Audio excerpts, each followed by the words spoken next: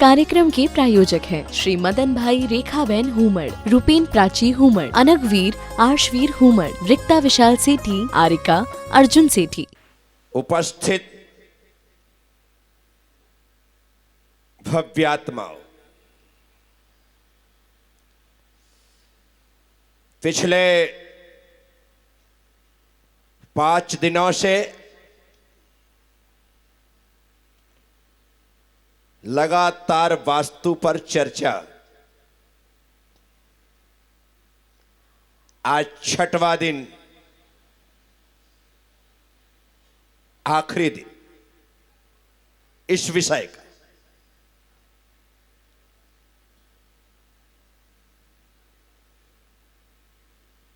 ज्यादातर लोग वास्तु संबंधी अधूरे ज्ञान की वजह से पूरे दुखी हैं। पूरा ज्ञान पूरा सुखी करता है और अधूरा ज्ञान पूरा दुखी करता है। महत्वपूर्ण बात यह है कि आप अपने छोटे से प्लाट में पूरी तरह से वास्तु का प्रयोग कर ही नहीं सकते। इसलिए जितना ज्यादा से ज्यादा हमारा मकान वास्तु के अनुसार निर्मित हो, इसकी कोशिश करो। पूरा मकान वास्तु के अनुसार निर्मित हो, इसकी कोशिश मत करो। अन्यथा उस खींचतान में हम अच्छे करने के चक्कर में बुरा ज्यादा कर लेंगे और अच्छा कुछ नहीं कर पाएंगे। इसलिए जितना पॉसिबल हो उसे करना बिल्कुल मना ही। बात जमीन के संबंध में बहुत सारी हमने की। एक प्रश्न हर दिन मुझसे पूछा गया, कागज में लिख लिख करके मैंने उस विषय को बीच में छेड़ा ही। टी पॉइंट,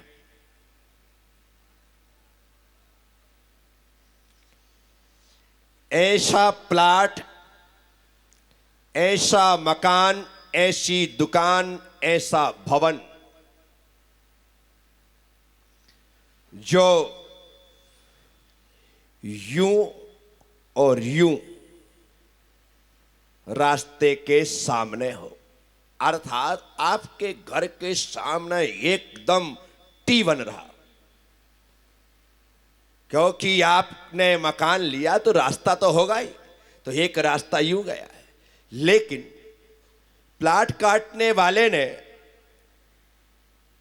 एक ऐसा प्लाट भी काट दिया कि आपके घर के सामने से, जैसे मेरे सामने एकदम सीधा ये रैंप बना है और ऐसा ये टी बन गया है। टी ऐसा ही होता है, इसके अलावा कुछ नहीं होता है। अब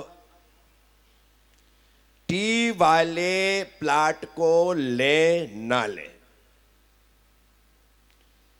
टी वाले मकान में रहे ना रहे, टी वाली दुकान ले ना ले, ये प्रश्न हमारे साथ सदा चलता रहा है।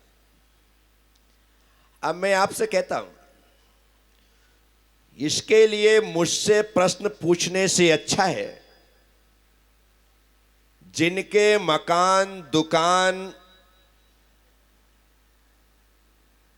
टी में है, उनसे जाकर के चर्चा करो कि तुम्हें रहते हुए इस टी वाले मकान में, तुम्हें व्यापार करते हुए इस टी वाली दुकान में लंबा समय हो गया, इसका फायदा और नुकसान में जानना चाहता हूं। आखिर तुम कैसा फील करते हो? दुकान कर रहे हो, कैसी चल रही है, उससे पूछो। क्योंकि ये जो टी वाला सिस्टम है ना, टी वाले जो बात है ज्यादा पुरानी नहीं है, ये नई मार्केट में लॉन्च हुई है, ज्यादा पुरानी बात नहीं है। ये बामुश्किल से इसको 15-20 साल हुए पैदा हुए, और इस पर विचार किया जाने लगा। क्यों? क्योंकि जब जो लोग वास्तु देखते, जब मैं उन्हें अपने घर में बुलाता हूं और घर में जब कोई कमी दिखाई नहीं देती तो मुझे लगता है कोई बाहर की चीज हो सकती है, तो उससे ये टी हमारे बीच में घुस गया। मैंने ऐसे कई टी वाले मकान और कई टी वाली दुकान देखी है। इंदौर में भी मैं रहा, उज्जैन में भी मैं रहा, यानी पूरे देश में मैं रहा। कई लोग उन मकानों में आज फल फूल रहे, एक तो टी में है और दूसरा दक्षिण मुखी है, और फिर भी मजे, फिर भी मजे। और ऐसे मैंने एक दो नहीं कई उदाहरण देखे। हां, टी में रहते हुए जिन्हें तकलीफ हो रही है ऐसे भी देखे, ऐसे भी देखे, ऐसा नहीं कैसे नहीं देखे। उसी कॉलोनी में इस टी वाले की बल्ले बल्ले और उस टी वाले के सारे स्टंप उखड़ गए। तो मैंने इस सर्वे और अनुभव के माध्यम से विचार किया कि खाली टी कह करके मकान दुकान को आप दोषपूर्ण नहीं कह सकते। मकान दुकान को आप दोषपूर्ण, इसमें सामने वाले का कर्म विशेष करके आड़े आता है, विशेष करके आड़े आता है। इसलिए इसका समुचित समाधान आप किसी से भी चाहेंगे तो आपको नहीं दे पाएगा, क्योंकि मैंने फलते फूलते भी देखा है और उन्हें दुखी भी देखा है। इसी कारण से अब आपके दिमाग में यदि ये बात घुस गई है कि टी वाला मकान है, टी वाली दुकान है, इस कारण से मुझे तकलीफ हो रही है, तो आप उसे पहली फुर्सत में छोड़ दो, क्योंकि दिमाग का कचरा निकालना जरूरी है।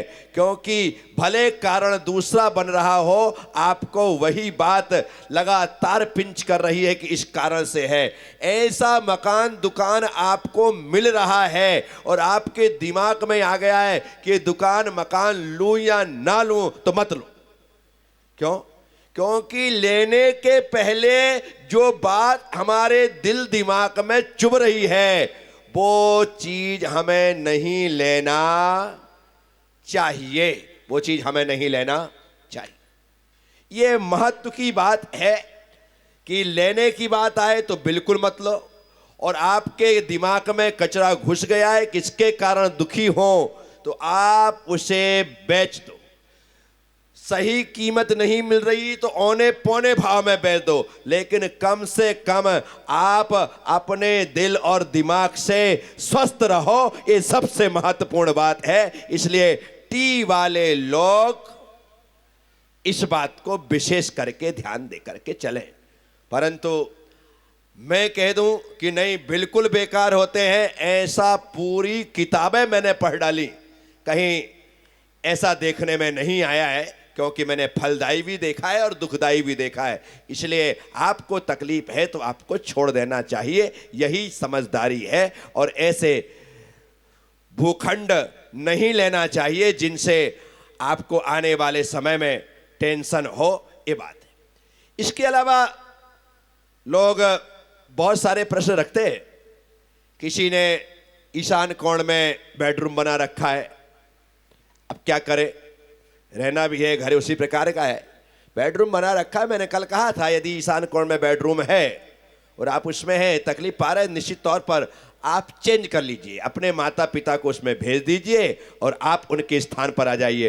रूम चेंज करना ही उसका तोड़ है, इसके अलावा दूसरा कोई रास्ता नहीं है। वो आपके दादा दादी के लिए, आपके बुजुर्गों के लिए तो ईशान कोण का कमरा ठीक है, लेकिन आपके लिए ठीक नहीं है। आप चेंज कर लीजिए। पापा देखो इस कारण से ऐसा हो रहा है, आपके स्वास्थ्य में भी इफेक्ट आ रहा है, मेरे व्यापार में भी आ रहा है। आप, मैं आपके कमरे में चला जाता हूं, आप मेरे कमरे में आ जाएं, चेंज कर लो। तुम्हारे पिताजी बिल्कुल मना नहीं करेंगे, तुम्हारे दादाजी मना नहीं करेंगे, वो वहां पर पहुंच जाएंगे। तो उसका तोड़ एकमात्र यही। रही बात आग्नेय कोण में बेडरूम होने पर, क्या करें?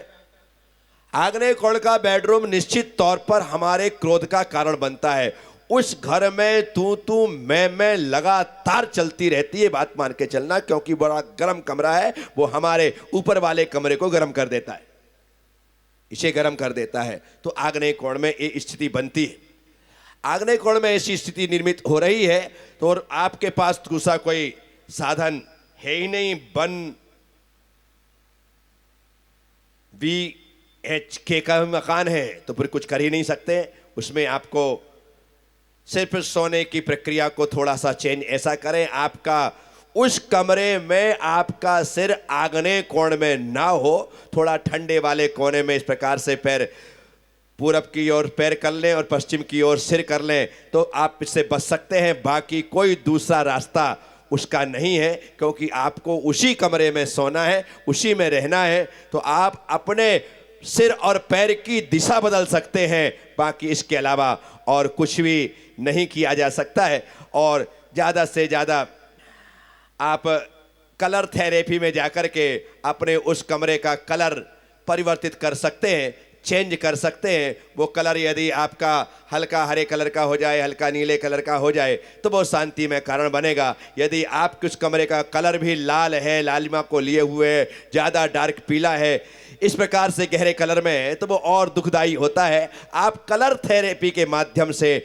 अपने उस आग्नेय कोण के वास्तु को बदल सकते हैं, बस उसका कलर चेंज करवा करके। कलर चेंज करने के लायक भी आपके पास 10,000 रुपये नहीं है, तो आप उसमें कलरफुल बल्ब लगा दो, उस लाइट से भी इफेक्ट पड़ता है, उससे भी आपको ज़्यादा नहीं लेकिन थोड़ा तो असर आपको दिखाई देगा, इतना किया जा सकता है। ये प्रक्रियाएं हैं। इसके साथ ही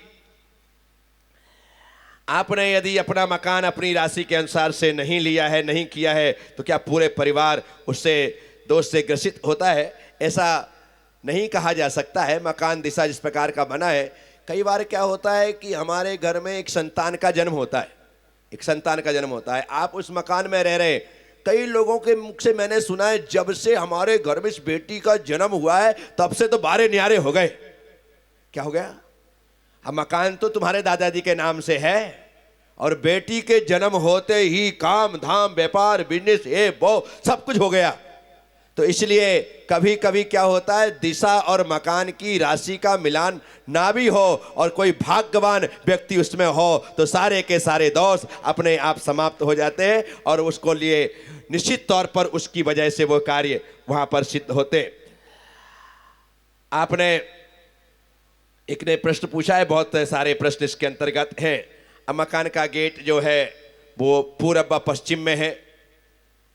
आपसे कहा गया था कि जब भी गेट इस प्रकार के हों आपको छोड़ कर के ही बनाना पड़ेगा।